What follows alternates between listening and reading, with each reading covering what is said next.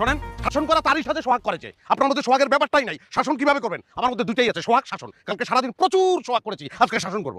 তুমি কাকে শাসন করবে? তোমাকে। আপনি হঠাৎ আমাকে তুমি করে ডাকছেন? তাহলে শাসন কিভাবে করব? আর তুমি আমার চেয়ে বয়সে ছোট, শাসন করতেই পারি। আপনি আমাকে শাসনটা করবেন কেন? আমি কি কোনো অন্যায় করেছি? অবশ্যই অবশ্যই অন্যায় তুমি করেছো। তুমি বাসাবর লাইজু, মোহাম্মদপুরের শাম্মী আক্তার, মেরুল বাড্ডার বিলকিস বেগমের কথা আমার কাছ থেকে জেনে গেছো। কিন্তু তোমার জীবন কি কোনো উত্তরার মুসলিম, রামপুরার আসলাম, নারায়ণগঞ্জের কাজী সাহেদ আসে নাই? আসে নাই ভাই, আসলে তো আমি আপনাকে বলতাম। আসে নাই কেন? একটা মেয়ে স্কুল পাস করলো, কলেজ পাস করলো, ইউনিভার্সিটি পাস করে ফেললো, তার জীবনে কোনো ছেলেই আসলো না। এটা তো নর্মাল না। আচ্ছা, প্রবলেমটা কোথায় বলো তো? না আসলে কি করব? সব ছেলেরা চায় একটা লুতুপুতু টাইপের মেয়ে। আমি সেই ধরনের মেয়ে না। তুমি কোন টাইপের মেয়ে বলো তো? আমি অনেক স্বাধীনচেতা একটা মেয়ে। এই প্রেমের জন্য, বিয়ের জন্য নিজের স্বাধীনতায় হস্তক্ষেপ হোক, সেটা আমি চাই না। সেরকম ছেলে তো আছে যে প্রেম করে কিংবা বিয়ে করে স্ত্রীর স্বাধীনতা হরণ করবে না।